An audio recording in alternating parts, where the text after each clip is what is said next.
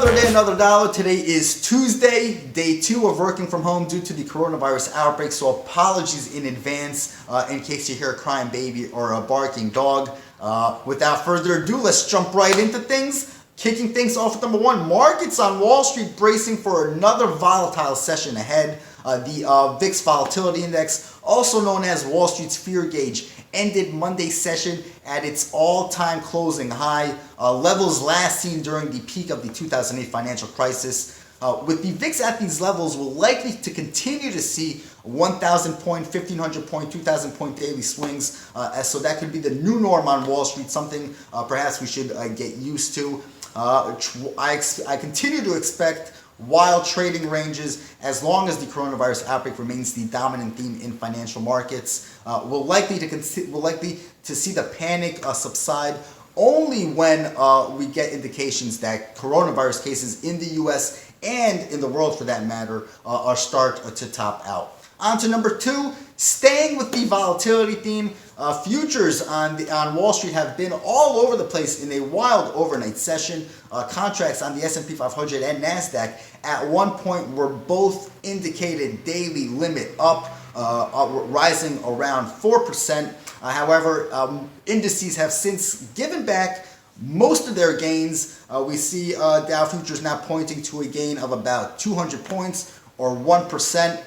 We did get some headlines in the last hour of hopefully U.S. fiscal stimulus. We saw Steven Mnuchin float the number of $850 billion, likely to come later on today. So something to keep your eyes on. If we do get fiscal stimulus headlines start to hit the wires, risk could gather pace, and perhaps we'll likely see a rebound from yesterday's massive decline on Wall Street. We saw the Dow plunge 13%. Or 300 points. Its worst session since 1987, the Black Monday crash.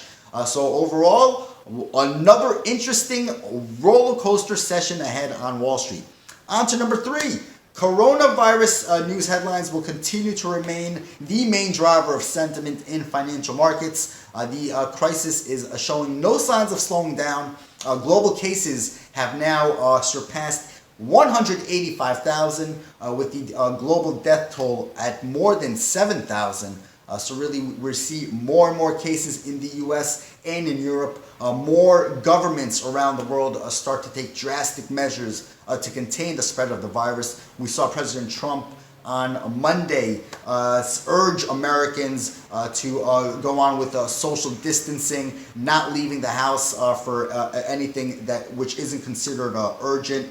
Limiting formal gatherings to no more than groups of 10. So overall, we're likely to see a hit to the economy.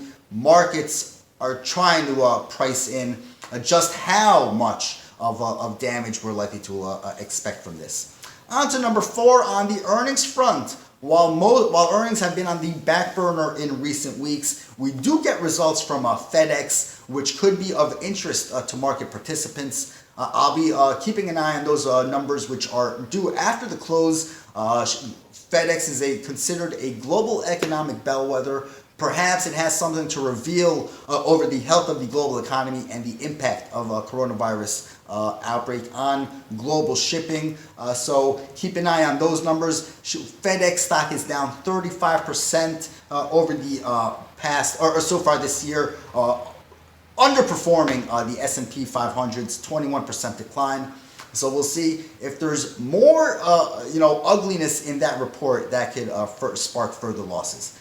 And finally, number 5, on the economic front, U.S. retail sales data will take center stage. That is due at 8:30 a.m. Eastern Time. We're expecting a mild bounce of 0.2% in February. Most market watchers currently expect the U.S. economy to fall into recession.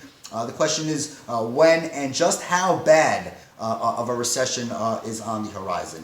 That's it for me. I want to let you all know, go on to YouTube, hit the subscribe button, share, rate these videos. They're on there as well. Hopefully you all have a good day today. May the trading gods be with you, and stay safe, everybody.